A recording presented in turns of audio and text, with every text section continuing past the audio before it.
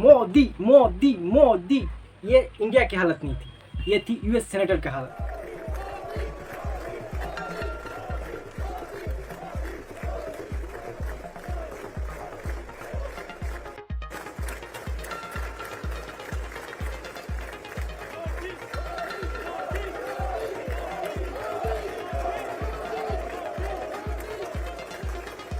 जब मोदी जी ने दूसरी बार यूएस सेनेटर को एड्रेस किया, ये शायद पहली बार होगा कि हमारे देश के प्रधानमंत्री दूसरी बार यूएस सेनेटर में भाषण दिए।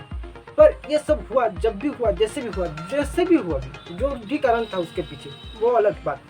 ये हुआ तो दो लोगों की दिल जलना तो जायज़ है। एक है हमारा पाकिस्तान, दूसरा है हमारे यहाँ के छाती को कुछ गए, जिनका कारण ये है कि ये बोलते हैं, हमारे देश में पहले बोल देता हूँ, ये बोलते हैं कि यहाँ पे ह्यूमन राइट की हो गई है, इसके लिए उन्होंने वहाँ पे नहीं करना चाहिए था। तो इसके लिए शायद यूएस कांग्रेस के कुछ मेंबर्स ने भी बाइडेन को क्वेश्चन किया था और अपील भी की थी कि ये ना की जाए, पर उनके तो कुछ होना नहीं है। गजब बेइज्जती है। पर बात ऐसी है कि सीधी सी बात कि इन दोनों से की बात भी यूएस ने और भारत ने एक जॉइंट स्टेटमेंट की भी खुलासा की। जितनी भी डील्स हुई उसके बाद भी ये एक बहुत बड़ी चीज़ है, क्योंकि यूएस कभी ज़्यादातर ऐसे काम नहीं करता, क्योंकि बहुत कम ही मतलब क्या होता है कि जॉइंट स्टेटमेंट निकलता है। और इसी के बीच उस जॉइंट स्टेटमेंट में पाकिस्तान के ऊपर और एक मतलब गाले का कंटा हो गया कि वो उसको एफएटीएफ की ग्रे लिस्ट में लाने के लिए फिर से कोशिश की जा सकती है और एफएटीएफ को कहा गया कि उसके ऊपर ज़्यादा इन्वेस्टिगेशन किया जाए, और इसके हुआ पाकिस्तान की हाय। तो आज है, इसे देखते ही पाकिस्तान की मतलब हो गई और उसके सरकार की होनी थी। तो उसके लिए आज की फुल वीडियो इसी के ऊपर है, मैं आपका डेमोक्रेटिक लोंडा, और शुरू करते हैं आज की वीडियो।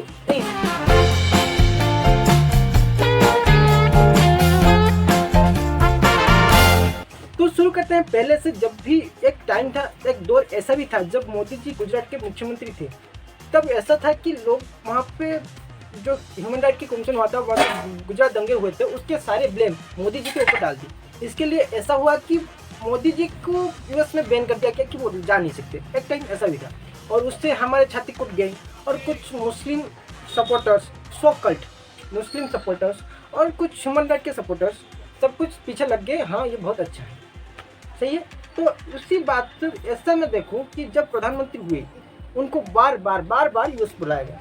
मतलब मोदी जी के सारे ग्राफ अगर देखा जाए, मोदी जी के विदेश गस्त को प्राय तो ज़्यादा से ज़्यादा यूएस में ही गए हैं। तो ऐसी है।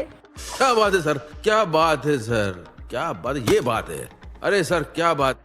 तो इसी के कारण कुछ लोग पहले से ही वो जिसने मतलब प्रधानमंत्री जी पहले से ही जब भी यूएस जाते हैं, इनका तो कारनामा ऐसा होता ही रहता है, ये कोई बड़ी बात नहीं, और उसके लिए उनको इग्नोर करिए, कुछ बात नहीं है उनमें, वो पहले से ही वही रटे हुए भाषण डालते रहते हैं, कोई बात और नहीं। तो बात हम देखा जाए कि ये इतना बड़ा स्टेट विजिट क्यों हुआ। तो पहली बात, यूएस को हमारी ज़रूरत है। पहली बात क्यों? क्योंकि चाइना और यूएस के बीच में अभी जो चल रहा है, आप सब लोग तो अब भी अगर पता नहीं है तो उन लोग की दिमाग को ऐसी तरीके से समझे।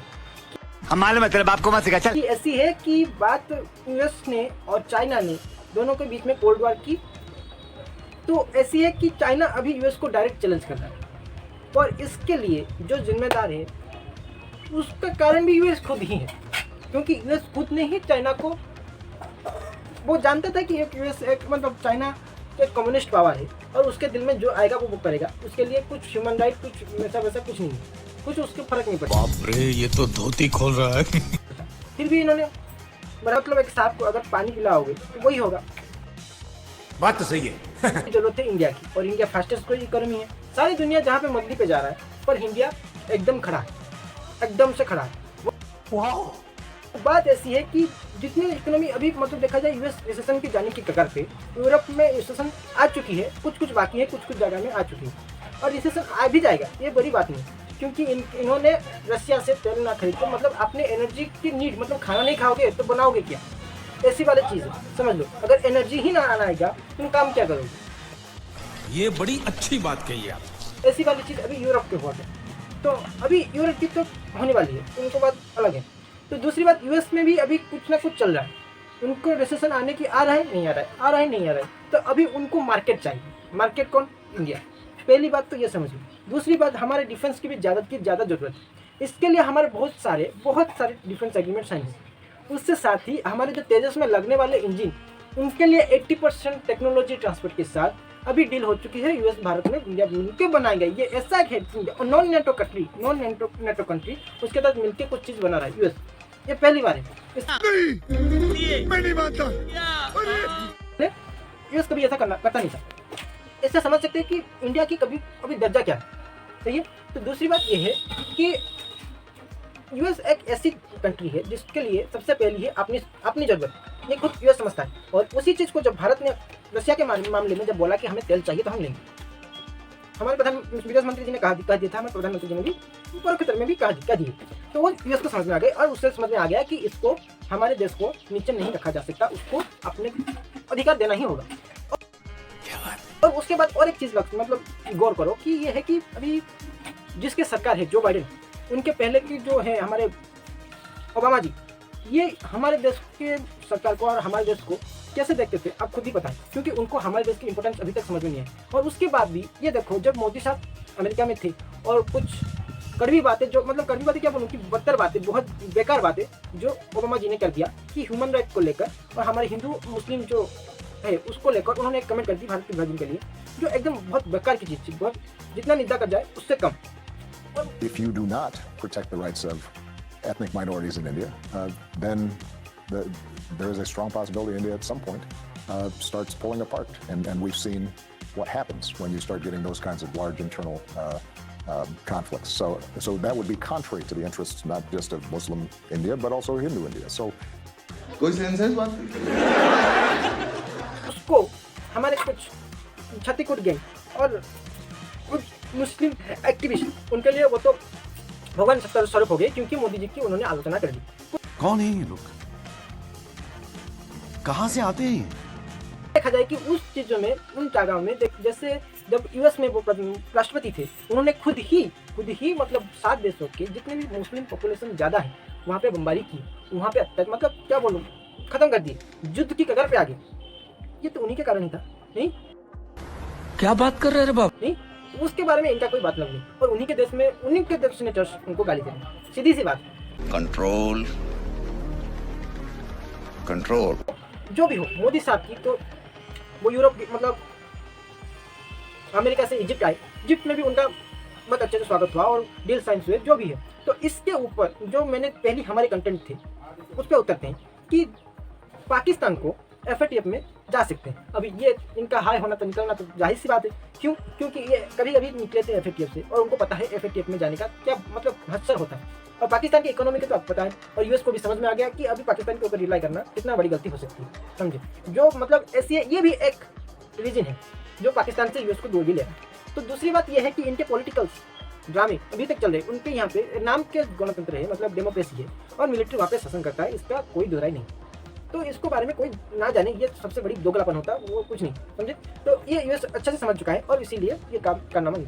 और ये दूसरी बात ये है कि एफएटीएफ को दूसरी बात लाने की वो जो यूएस बात कर रहा है, उससे कुछ दिन पहले मतलब ये क्या हुआ कि एफएटीएफ से निकला नहीं कि पाकिस्तान अपनी हरकत शुरू करने की कगार पे। बहुत बड़ा मतलब आक्रांता है, बहुत बड़ी टेररिस्ट है वो। अभी कुछ दिन पहले वो अपना मतलब पब्लिक अपीयरेंस दिया था जब एफएटीएफ के अंदर था हमारे पाकिस्तान भी, वहाँ पे तो वो निकलता नहीं था। जब ही पाकिस्तान ने मतलब एफएटीएफ से बाहर निकला और इनका तबला बजना शुरू हो गया। No, God, please, no, no, no! इसीलिए इनको फिर से मतलब एफएटीएफ की कदम करने के लिए तो लाना ही चाहिए था, और यूएस यहाँ पे मुकर नहीं सकता। सही सी बात, अगर मुकरता इसका तो मुकर सकता है, इसका कोई भरोसा नहीं, मुझे पहले से बताया। तो यूएस के ऊपर भरोसा करना समझ लो बहुत बड़ी गलती होगी। सही बात, हम अपना काम निकाल दें और समझ सकते हो, मैं उस पर ज़्यादा तो नहीं बोल सकता क्योंकि समझ लो। तो यही है कि इनको हमारे मार्केट की जरूरत थी। सही बात, इनको हमारे स्ट्रैटेजिक अलायंस की भी जरूरत थी। सही बात, इनको पाकिस्तान के ऊपर रिलाई नहीं किया जा सकता, इसके लिए हमारे ऊपर रिलाई होना, ये भी अच्छी बात समझ सकते हो। अभी मजा आएगा ना भिड़ो। इनको चाहिए था कि हमारे रशिया के ऊपर हमारा डिपेंडेंस कम हो, और ये भी हो रहा है। तो यूएस के लिए शायद तो विन-विन सिचुएशन है ना। यूएस और हमारे लिए एक विन विन सिचुएशन है। और ये दूसरी बात जो ह्यूमन राइट बोल रहे हैं, जो एक्टिविस्ट लोग आंदोलन कर रहे हैं, तो ट्रम्प हमारे वो बकवास चीज़ है, उसको ऐसे भी मेन स्ट्रीम मीडिया ने इग्नोर कर दिया और हम भी इग्नोर कर देंगे, ये बड़ी बात नहीं है, बड़ी बात नहीं। तो दूसरी बात ये है कि इन सारी चीज़ों के हम एक सारांश यही निकालते हैं कि सीधी सी बात, हमें अपना काम करना है और जो पाकिस्तान और चाइना जितना रोना है वो रोते रहे, हमें कोई फर्क नहीं।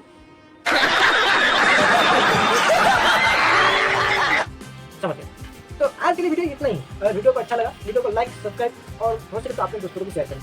तो आज के लिए वीडियो इतना ही। तो आज के लिए धन्यवाद। याद करके सब्सक्राइब जरूर करना, समझे।